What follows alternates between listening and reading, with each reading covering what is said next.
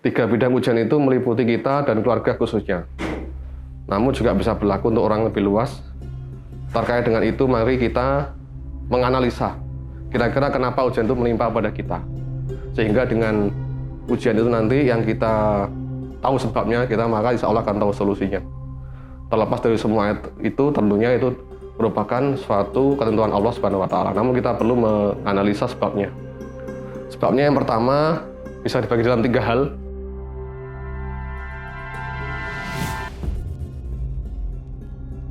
Bismillahirrahmanirrahim. Assalamualaikum warahmatullahi wabarakatuh. Alhamdulillahi rabbil alamin. Asyhadu an la ilaha illallah wahdahu la syarikalah wa asyhadu anna Muhammadan abduhu wa rasuluh. Allahumma sholli ala sayyidina wa maulana Muhammad wa ala alihi wa sahbihi wa man tabi'ahum bi ihsanin ila yaumiddin. Qala Allah Ta'ala fil Qur'anil Karim, a'udzu billahi minasyaitonir rajim. Bismillahirrahmanirrahim. Fa inna ma'al usri yusra, inna ma'al usri yusra. Shadaqallahul adzim. Para pemirsa, pendengar sekalian dan segenap penonton di channel Yayasan Al-Mutiin yang dirahmati Allah Subhanahu wa Ta'ala, dimanapun dan semua kalangan yang sedang menonton video ini, semoga rahmat senang karunia Allah Subhanahu wa Ta'ala senantiasa tercurah pada kita semua, serta kita termasuk orang-orang yang pandai mensyukuri nikmatnya. Salawat salam semoga senantiasa kita aturkan kehadirat Nabi besar Muhammad sallallahu alaihi wasallam, para sahabat-sahabat beliau, para ahlul bait beliau, serta ulama-ulama yang setia meneruskan risalah beliau.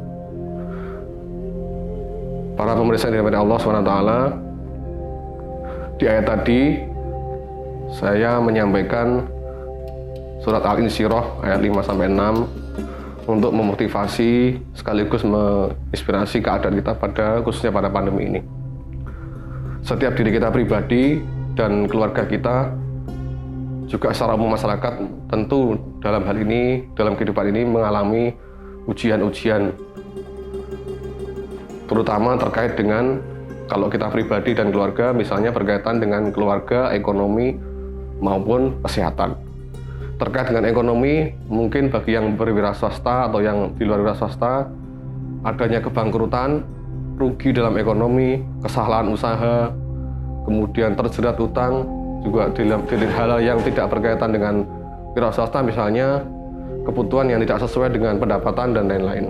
Yang berkaitan dengan keluarga, misalnya hubungan suami istri yang terkadang ada ujian, atau hubungan dengan cobaan dari ujian anak, hubungan dengan orang tua maupun dengan keluarga kerabat yang lain yang lebih luas.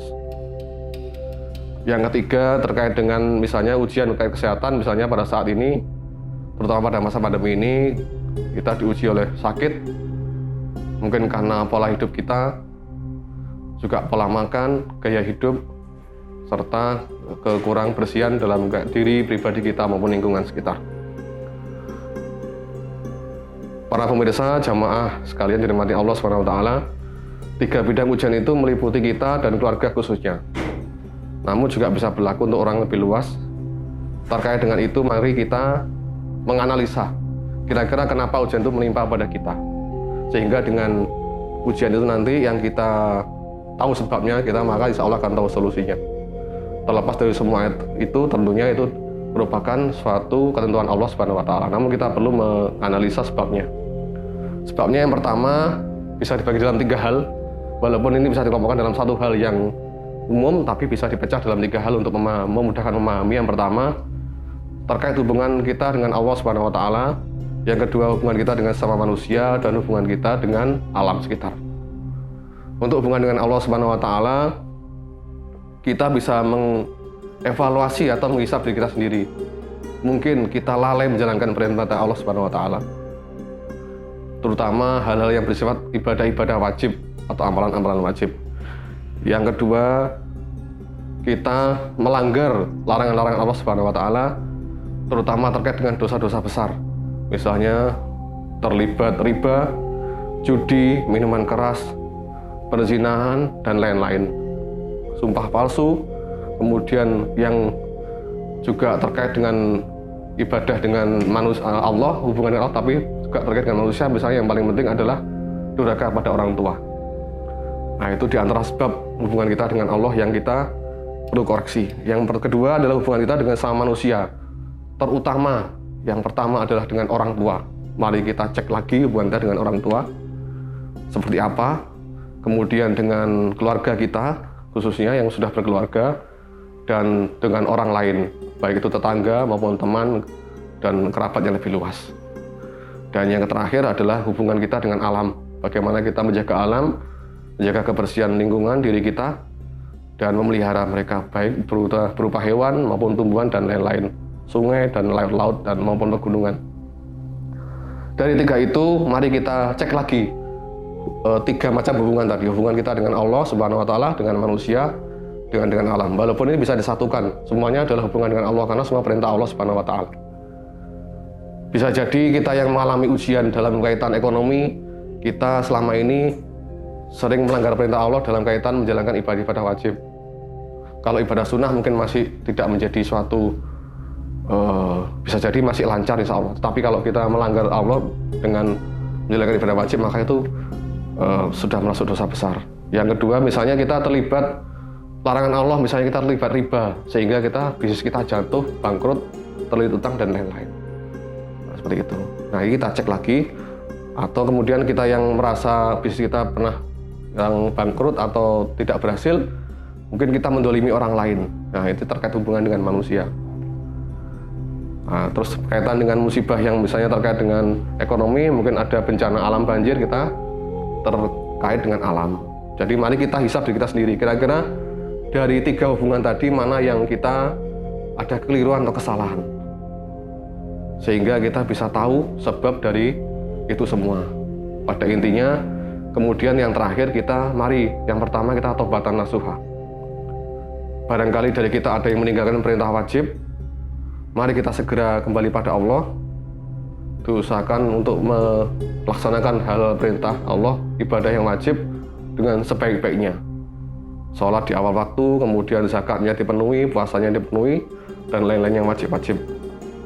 Terus terkaitan dengan ibadah sunnah, kita tunjang untuk menambah ibadah wajib itu. Dan larangan-larangan kita tinggalkan. Misalnya kita terlibat riba, segera kita tinggalkan. Dan segera kita kembali pada Allah SWT. Kemudian kita merubah hidup kita segera, misalnya kita tidak perlu berpenampilan lebih dari yang kita tidak mampu, sehingga tidak perlu terlibat riba dan lain-lain. Dan yang terakhir, yang juga tidak kalah pentingnya biasanya terkait dengan hubungan kita dengan manusia. Barangkali kita ada salah dengan orang tua, mari kita datangi mereka segera, minta maaf, mohon restunya dan doanya, sehingga kita terbebas dari ujian kehidupan yang kita tidak bisa kendalikan, yang kita tidak kendali ini. Kalau kita mendolimi harta orang, kita segera kembalikan. Atau kita punya kesalahan, kita segera kembalikan. Tidak perlu kita canggung untuk minta maaf. Barangkali walaupun kita lebih tua atau lebih pandai atau lebih bertitel. Demikian, semoga bermanfaat. Dengan itu semoga Allah menarik semua ujian kita dan keluarga kita. Seandainya pun masih ada, tentu itu ujian untuk meningkatkan iman kita dan menambah pahala kita di mata Allah Subhanahu wa Ta'ala untuk menaikkan level kita. Kurang lebihnya mohon maaf. Assalamualaikum warahmatullahi wabarakatuh.